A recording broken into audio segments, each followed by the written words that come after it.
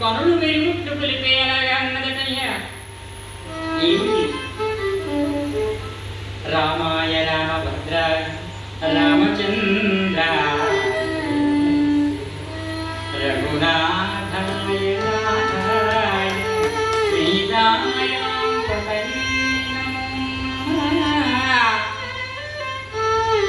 సీతా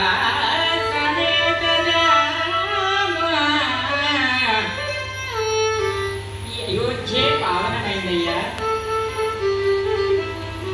నీ యొక్క పాదబంధం మోపినంతనే అయోధ్య పడగిపోతూ ఉన్నది.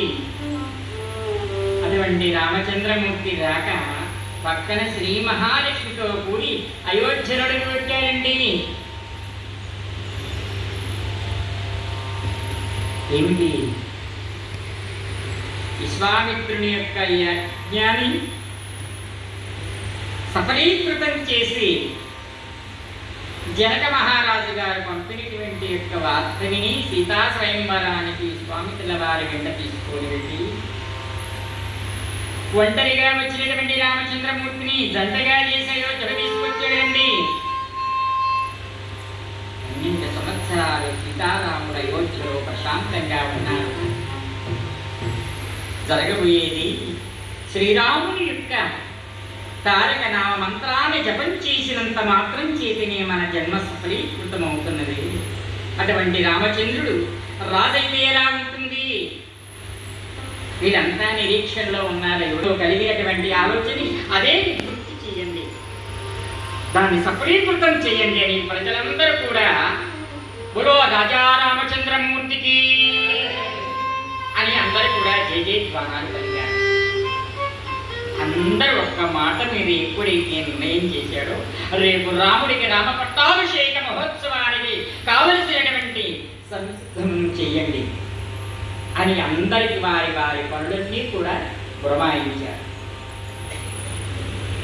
విద్యుత్ దీపాలంకరణ చేసే వాళ్ళకి రంగవల్లుడు దిద్దే వాళ్ళకి మరికొంతమందికి కావలసినటువంటి తోరణాలు అనేక రకాలైనటువంటి విరజాతులు అనేక రకాల పుష్పమాలలతో సభనంతా కూడా అలంకృతం చేయడానికి మరొకరిని, సప్త సముద్రాల నుండి పవిత్రమైనటువంటి బంగారు కలశాలతో పవిత్రమైనటువంటి గంగాజలం తీసుకురమ్మని మరికొందరికి, ఎవరి పనులు వారికి చెప్పి ఎక్కడ వాళ్ళు ఆ పనుల్లో నిమగ్నమైపోయారు.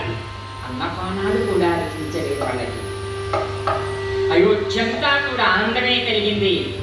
రామచంద్రమూర్తి వారి కబురు చేశారు. వచ్చాడు.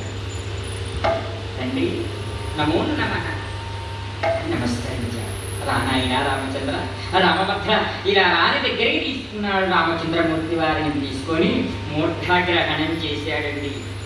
దగ్గరగా తీసుకొని తన పెద్ద కుమారుడు అయినటువంటి రాముణ్ణి అలా తల పట్టుకొని తల కిందికి ఇలా వంచి ఈ యొక్క నడినెత్తి మీద దశరథుడు ముద్దు పెట్టుకున్నాడు. అది మూర్ధాగ్రహణం. ఆయన నిన్ను పిలిచిన కారణం అవుతుంది తండ్రి. రేపు అయోధ్య సింహాసనానికి నీవు మహారాజుగా నీకు పట్టాభిషేకం చేయాలనుకుంటున్నాం. ప్రజలందరి యొక్క అభిష్టం మేరకి చిత్తం తండ్రి అన్నాడు.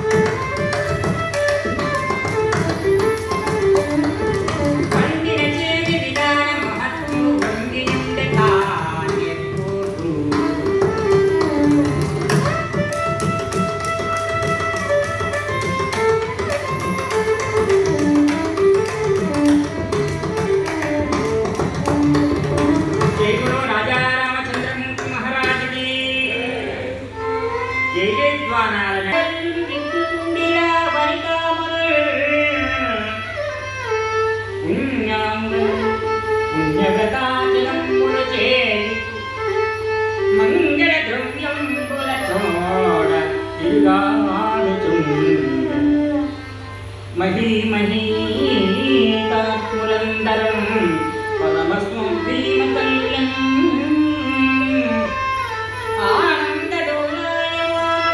ఆనందడోలాయమానందే అయోధ్య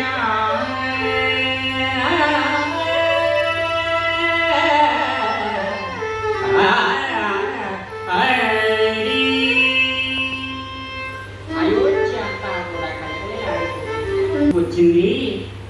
ఈ చూపు పడేసరికి కళ్ళు తట్టుకోలేకపోయాయి. అమ్మాయి రావే. ఏమిటమ్మగారు, ఏమిటి ఆవిడి గందరగోళం అంటే ఏం జరుగుతుంది కోటలో? దశరథ మహారాజు గారి కుమారుడైనటువంటి రామచంద్రమూర్తి వారు రేపు మహారాజుగా పట్టాభిషేకం చేస్తారని వాగ్దానం చేశారు. రేపు రామ పట్టాభిషేక మహోత్సవం జరుగుతుంది తల్లి. ఏమిటి నీకేమైనా మర్చిపోయిందా? నువ్వు విన్నది నిజమేనా? నీకేమైనా చెవుడు వినికిడి లోపం ఏమైనా ఉందా? అటువంటి లోపాలు ఏమీ లేదమ్మా. నీకేమైనా వినికిడి లోపం ఉందో మరొకసారి ఎక్కడైనా చెక్ చేయించుకోవాలి.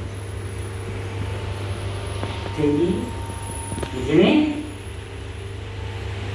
అనేసరికి గబగబ గబగబ వెళ్ళిపోయిందండి. కైకమ్మ దగ్గరికి వెళ్ళిపోయింది. మా ఆనందంగా నిలువుటద్దం ముందు కూర్చొని చక్కగా అలంకరణ చేసుకుంటూ మనస్సులో భక్తి పారవశ్యం చేత మెదలాడుతున్నటువంటి అనేకమైనటువంటి స్వప్నాలన్నీ కూడా ఆమె నెవరవేసుకుంటూ అద్దం ముందు నిలబడి ఆమె చక్కనైనటువంటి అనుభూతి పొందుతున్నటువంటి తరుణంలో గబగబా వెళ్ళింది లోపలికి. అమ్మా, ఓ పిచ్చి తల్లి, ఈ అత్త ముందు కూర్చొని ఎంతసేపు సింగారించుకుంటాం? ఉన్నందం రాదు కదా. ఎంతసేపు చేసి అరిసి ఎంత మందం అందం వస్తుందా? ఉన్నందం ఎక్కడికి పోదు. ఉండవమ్మా, ఏమైంది అనేసరికి ఎప్పుడు లేని మాటల్లోని వ్యత్యాసం గమనించింది. ఏమిటి మందరాన్ని అన్నిటికీ తొందరపడుతూ ఉన్నావు, అసలు ఏమైంది అనేసరికి అప్పుడు చెప్పడం ప్రారంభించింది. అమ్ము అనేది అమ్ము అనేది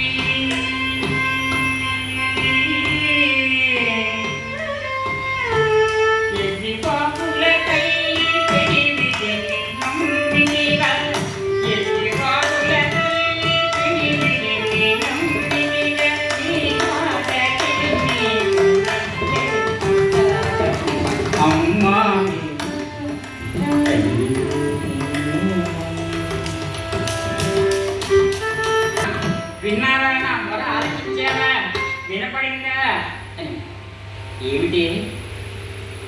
బాపురే కౌమిశల్య భాగ్యమే భాగ్యం, కౌశల్య భాగ్యమే భాగ్యం. ఎందుకంటే శ్రీరాముడౌరేదు సీత పట్టపురాణి. రేపు రామచంద్రమూర్తి ఉన్నాడే కౌశల్య కుమారుడు ఈ రాజ్యానికి అయోధ్యకు మహారాజుగా వర్ధిల్లుతాడు. వర్ధిల్లితే సీతమ్మ వారు ఆమె పట్టపురాణి. ఇక నీకు నీ కొడుకు ఈ అయోధ్యలో నిలవని ఎడవుతుందా?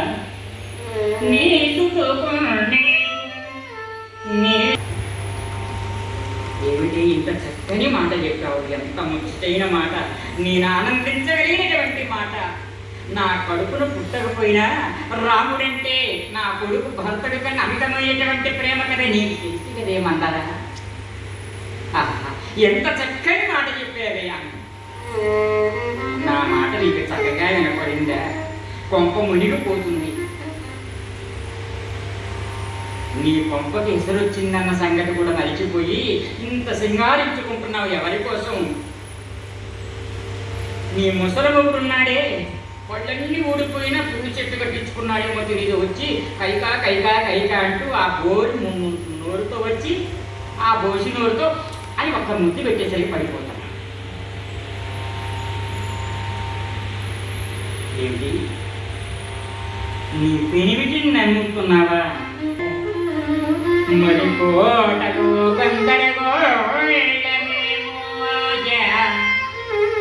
తెలియకుండా అవ్వ ఎర్రి బారుల తల్లి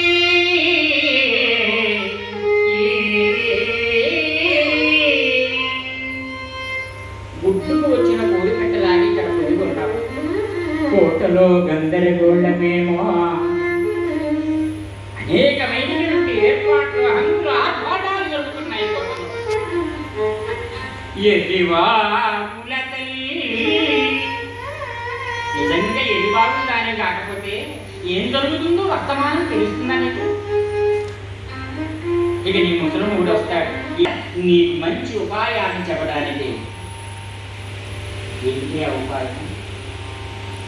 రేపు రాముడు రాజు అయితే నీ కుమారుడు ఎక్కడుంటాడు? నీవెక్కడుంటావు? ఇక నీకు అయోధ్యలో ఉండడానికి కాదు కదా, నిలవడానికి కూడా స్థావరం. చెప్పే మాటల కన్నా వినే మాటల కన్నా చెప్పుడు మాటలేంటి సంవత్సరాలు సర్వనాశనం అయిపోతాయి.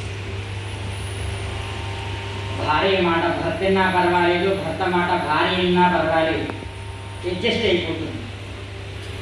50-50 ఛాన్స్. వీళ్ళిద్దరి మాటలు మూడో వాళ్ళు విన్నారనుకోండి, త్రివేణి సంగమంలో కలిసిపోవడం. కాబట్టి ఈ మాటలు చెప్పేసరికి పదునైనటువంటి వాడి కలిగినటువంటి ఒక కొనతో ఉన్నటువంటి మురుకులు వంటి పలుకుల చేత ఆ మందర కైక మనస్సులో ఆ మెదడులో దూకుతుంది. అయితే ఏం చేయమంటారు? ఏం చేయాలని చెప్తున్నా. రానప్పుడు నీ వివాహం చేసుకొని వస్తున్నాడు కదా, ఎవరు? దశరథుడు. బ్రహ్మరాశులతో యుద్ధం చేస్తూ ఉన్నాడు, మధ్యలో విడిపోయాడు. ఆ రథశీల ఊడి అందులో విడిపోతుంటే భూమిలో దిగుతుంటే ఆ రథచక్రంలో ఆ శీల ఎప్పుడైతే ఊడిపోయిందో అప్పుడు నీవు ఈ ఎడని చేత చిటికని వేడి చేత ఆ రథంలో చక్రంలో వేడి పెట్టావు, యుద్ధం చేసి నిలవరించావు. ఇంత జరిగింది కదా, అప్పుడు నీకు బహుమానం ఇస్తానన్నాడు, కోరుకోమన్నాడు వాళ్ళని. అవసరమైనప్పుడు కోరుకుంటా అన్నావు కదా, ఇప్పుడు కోరుకు ఆగదు కదా. ఏమిటి? మొదటి వరం రామ పట్టాభిషేకానికి తీసుకొచ్చినటువంటి సంభారముల చేత తన కుమారుడైనటువంటి భరతుడికి అదే ముహూర్తంలో పట్టాభిషేకం చేయవలే. అతి యుక్తకాలంలో 14 సంవత్సరములు రాముడు అరణ్యవాసానికి వెళ్ళవలే. వింటాడా? నచ్చకపోతే భయపెట్టో భయపడించో ఎంత చేసినా నీకు చెప్పాల్సిందమ్మా, నువ్వు పట్టుబడితే విగ్రహార్కుల్లా వదలవు కదా అని చెప్పాల్సిన వరకు చెప్పేసింది. ఇది తోడవి. ఇప్పటి వరకు నా మనసులో లేదేటి అంత ఆలోచన నువ్వు చెప్పాక కాస్త ఇంప్రూవ్మెంట్ అయింది, ఇప్పుడు ఎలా డెవలప్ అవుతుందో చూసుకో. ఊరంత విషయాన్ని కొండంత చేస్తానే మందర. ఇప్పుడు చూస్తూ వస్తాడు కదా, నా పెళ్ళికి వస్తాడు కదా, అలా వెళ్ళి నేను సరికి